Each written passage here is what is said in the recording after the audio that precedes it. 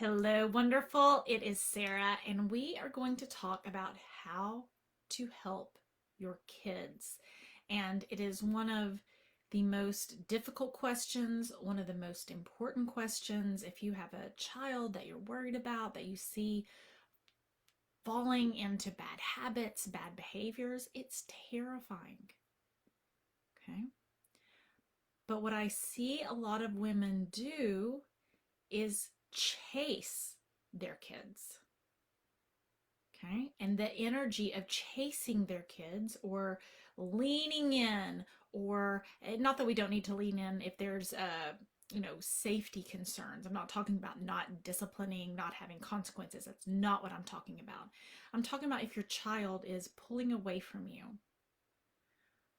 Maybe it's because of a toxic parent, maybe because it's an age. What do you do? How do you get the hearts of your children back? And I had this conversation 4 months ago or so with one of the Wondrous Women. And we actually had conversations about, does she block her child or cut off her child because the young adult child, over 18, but the young adult child was so damaging, saying such terrible things about her mother publicly. It was a really scary situation. Refused to live with the mom, wasn't contacting the mom for anything other than money, and then saying terrible, terrible things about the mom. And I just got off the phone with that mom today, and we were both crying. And she said, I'm just so grateful. I feel alive again. My kids are talking to me again. I'm moving forward in my life. I'm not the same person I was. I was stuck. I was frozen. And sometimes when we get stuck and frozen and our kids aren't doing well, we want to just almost like reach out to the kids, sometimes to be our emotional support, but other times like, let me just fix your problems and so I don't have to think about my own.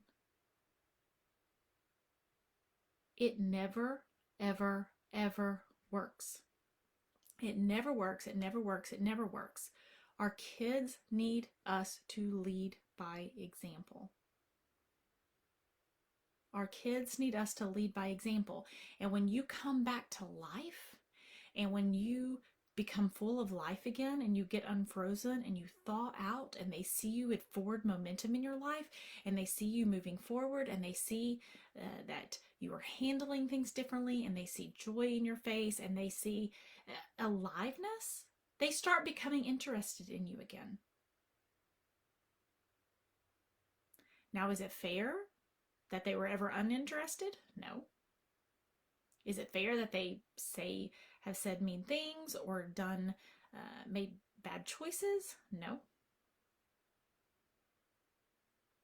I wish there was, hey, just say these 5 things and your kids are going to transform their attitude towards you and be completely different. You know that's not true.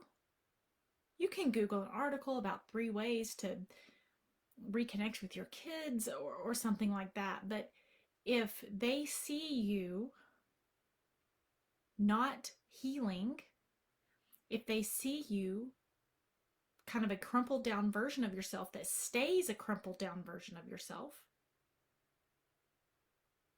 you don't have the same impact and power and influence in their life than if you come alive again. If you're leading by example, if you are full of life and full of joy and clear thinking, not perfect. Of course, you don't have to be perfect. And of course, you don't have to never have a bad day. I told my kids this week, Tuesday, I was just like, I'm just tired. I'm just tired. Because a lot of things had happened Tuesday and like actually kids' activities and stuff, but a lot of things had happened. I'm not saying put on a fake face in front of your kids and teach them that life always has to be perfect. I'm saying teach them that life can be better. That bad things can happen to you. You can get the help you need and solve your own problems so that they can see that. They can see that there's hope. They can see that they can come alive again. They can see that the toxic person doesn't have to control them. They can see that life knocks you down, but you don't have to stay down.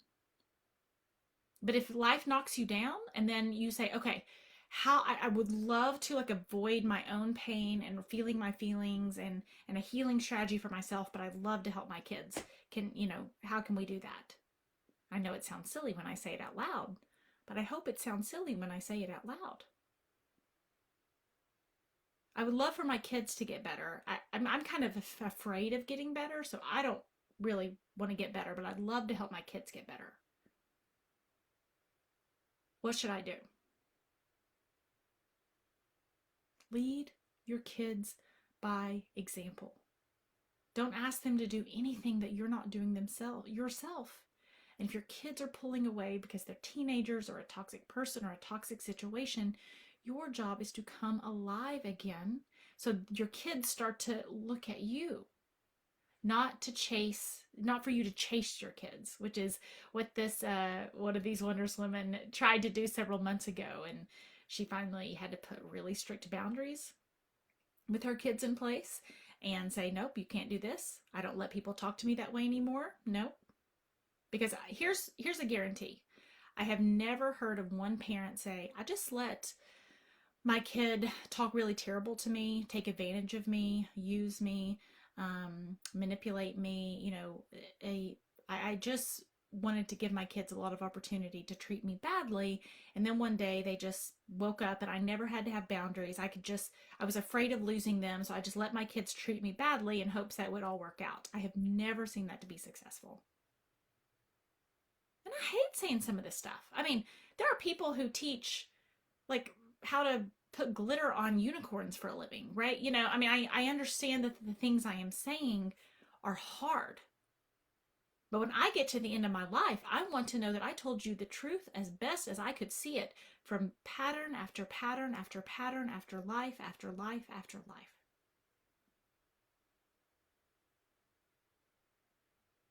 And what I have seen over and over again is if you think, oh, grip down, kids, kids, kids, how are they okay? Are they okay? Are they okay? And they become your lifeboat when you're drowning. They pull away. They try to get freedom. They are exhausted by the process.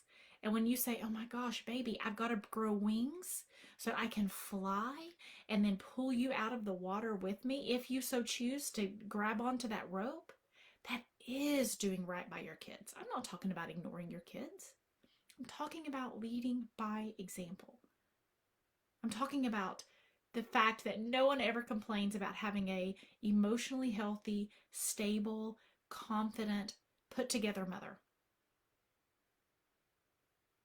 with healthy boundaries, a healthy relationship with herself and others.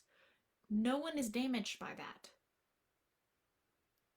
And I know you're saying, but it's not fair. The toxic person was the one damaging them. And yes, I understand. I get it.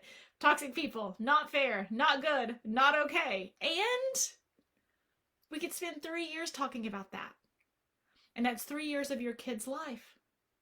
That's 3 years for them to further into patterns. It's 3 years for them to see you sad. It's 3 years for you to feel helpless in your own life. So what good is it? What good is it? It's not fair. But figuring out why the toxic person is so unfair and how they damage the kids is not a solution. I'm not blaming you for the past, and I am holding you accountable as well as holding myself accountable for the future. And the face our kids see. And the fear we push past so our kids can come behind us. And it's easier because we took the obstacles for them. We face the winds for them, and they can just go in our tailwinds. We're doing all the brave stuff, and they can just enjoy their time behind us and feel safe, knowing that we did our own work first. Hope that helps you guys on your journey to becoming toxic person proof.